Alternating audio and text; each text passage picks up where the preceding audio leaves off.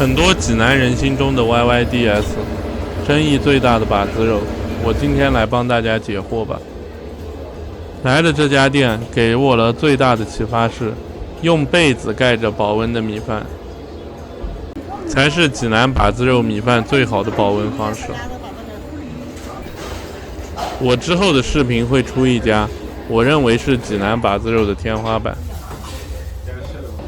也是很多小红书、抖音评论区老济南人心里中的天花板。大众点评都没有上这个店。米饭也是用被子保温的。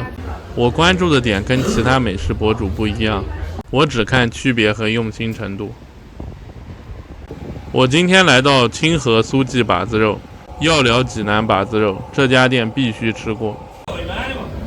为什么我没选择超一星和五岳庙？从网上压倒性的言论和经营模式，我感觉也没必要吃了。我对美食不是靠主观尝味道，我都要收集一个菜系的周边信息进行分析的。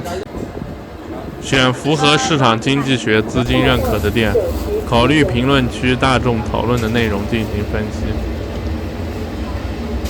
网上舆论基本就是两派，一部分老济南人认为清河苏记就是神，他们的论点就是济南20年前、30年前把子肉的味道就该是这样。现在刘小芒把子肉这样入口软嫩、切的薄的，其实不正宗，是最近几年才有的。我跟一些济南人也聊过，他们觉得这样有嚼劲、腌制过的把子肉才有味道。我说的不代表所有老济南，只是一部分。另一派觉得清河苏记无敌难吃，因为肉老塞牙。我看了这个店是有热度、没连锁、有历史、资金盘认可，肯定要来吃一下。资金认可我看来很重要，这是尊重市场，但人多也不代表就是最好吃的。但没人的店大概率是普通的或者难吃的，只能说大概率，不是100%。这个世界上也存在有绝对实力加绝对运气差的。我觉得我碰到这种的概率极低，还是从资金里找机会更容易。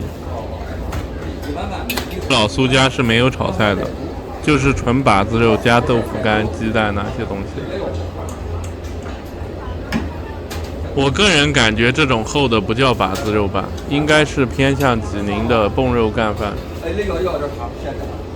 把子肉这个品类类似于上海的面条小笼包、日本的拉面。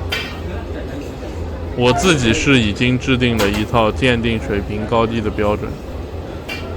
我到最后一个把子肉的视频，我会把我制定的标准告诉大家。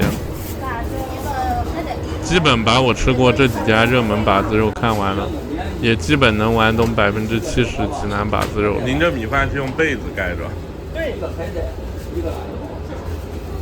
米饭这一块肯定用被子保温是加分的，实话我也不知道为什么，我只能感觉到比那直接放个电饭煲在那里要复杂费人工很多。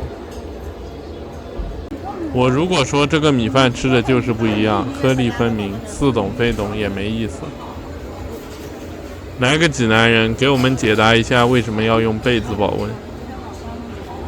我吃到另一家我觉得行的，也是用被子保温的。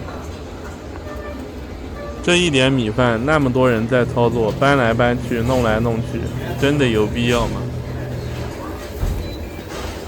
你们看视频，这是操作的很认真的了吧？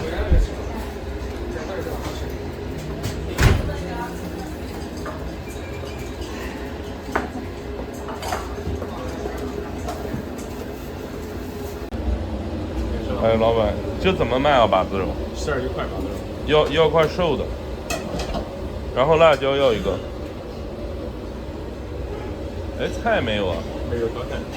啊？没有炒菜。没有炒菜。那再要一个这个吧，这豆腐。猪皮有没有？猪皮没有的，买完了。那再要个鸡蛋吧。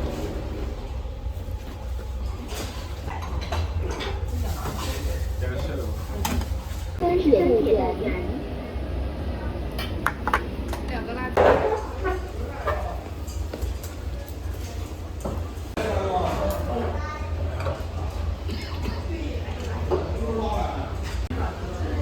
就这样一顿饭，是不是有点单调，一点菜都没有？我对把子肉的评分标准，炒菜的水平是很重要的组成部分。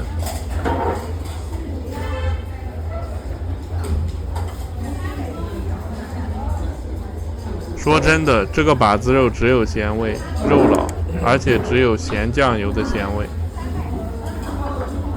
味道就是你在家卤肉，只放咸酱油的味道。味道就普通的杆子，会比一般的厚一点，只有酱油味，调味太单调了。如果他告诉我他没放味精，我都有点相信。我说回这个肉，我是没吃明白这种做法有什么优势，既没有肉香，也没有口感，也没有调味，纯在吃一块拉丝口感煮老的瘦肉，而且肉还有点咸。我还挺喜欢吃把子肉这种泡鸡蛋，只是做不好会咸，这个度不太好把握。米饭交织是所有的亮点，我不如什么都不吃，只吃拌饭。辣椒也很难吃，选用的青椒是厚的，懂细节的人都知道青椒该怎么选。肉咸青椒没味道，我也不知道厨师怎么想的。我觉得很多人喜欢吃这个，可能是情怀，也可能是没注意到，真正好吃的是自家米饭。我吃过的几家把子肉做得好的，辣椒都是甜中带辣，稍微一点酸的调味，这样吃着才有趣。像这个肉中间的纤维都可以到拉丝的状态了，我都不确定这个是不是冻肉。如果不是冻肉的话，至少是腌制过的肉。青椒一定要买薄皮的来做才会入味，不然炒成这样我都感觉没熟。我以前不懂青椒，我也不爱吃青椒的，其实就是青椒的皮没选对。你们也可以关注一下我说的这个东西。